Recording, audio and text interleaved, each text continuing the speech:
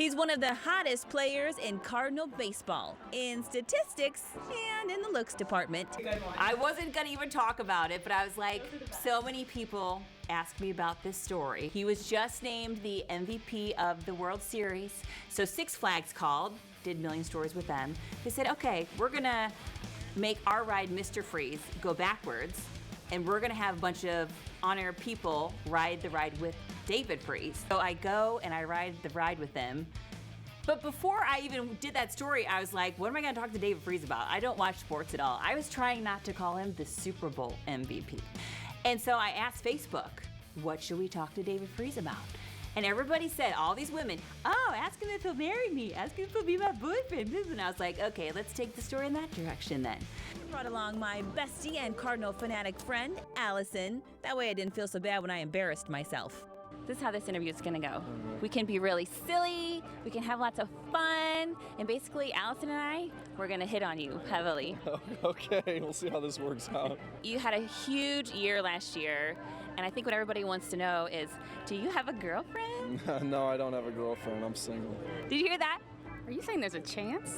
And I was like, so, do you like blondes or brunettes? I don't have a preference on hair. It aired, and people on Channel 5 loved it. They were like, oh my God, can we air that on the news? It aired on the noon news, the 5, the 6. I think they put it on the 10. And it wasn't until our sports show put it on the sports show when people flipped out about it.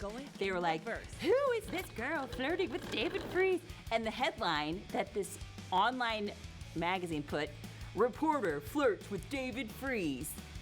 So anyway, people always ask me about that story, and I was like, at least David Freese will never forget me, because the Cardinals thought it was funny. And my friends all said, that's just Julie being Julie, she's being goofy. But nobody got it. And is my hair messed up? No, it looks good. You're right. David Freese is awesome. Well, thank you so much for riding Mr. Freese with me. All right, thank you. Appreciate it.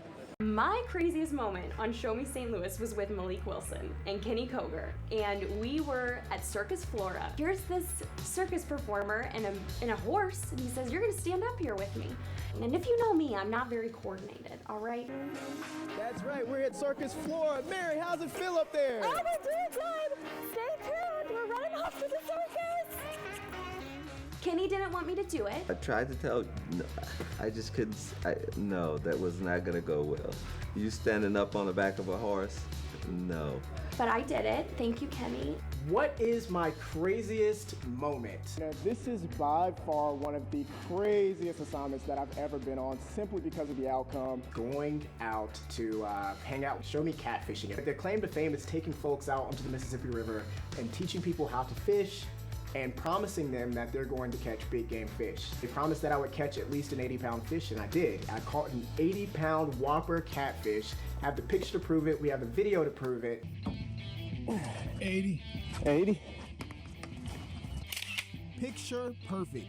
But one of my favorite stories was probably my last day at Show Me. Our mission today is as follows. Make the one who's shown us some of her best moves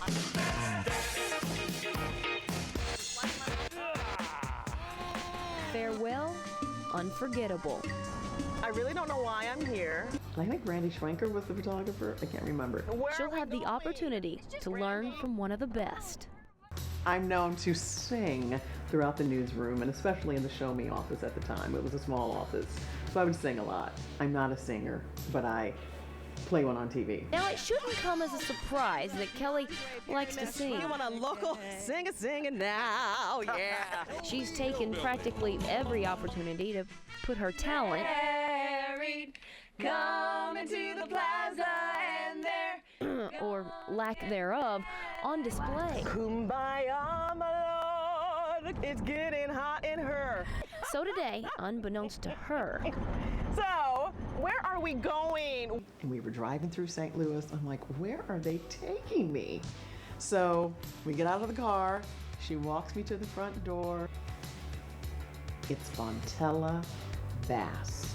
Fontella Rescue Me Bass. They told me it was your last day. Sing it, girl, at Show Me Fine.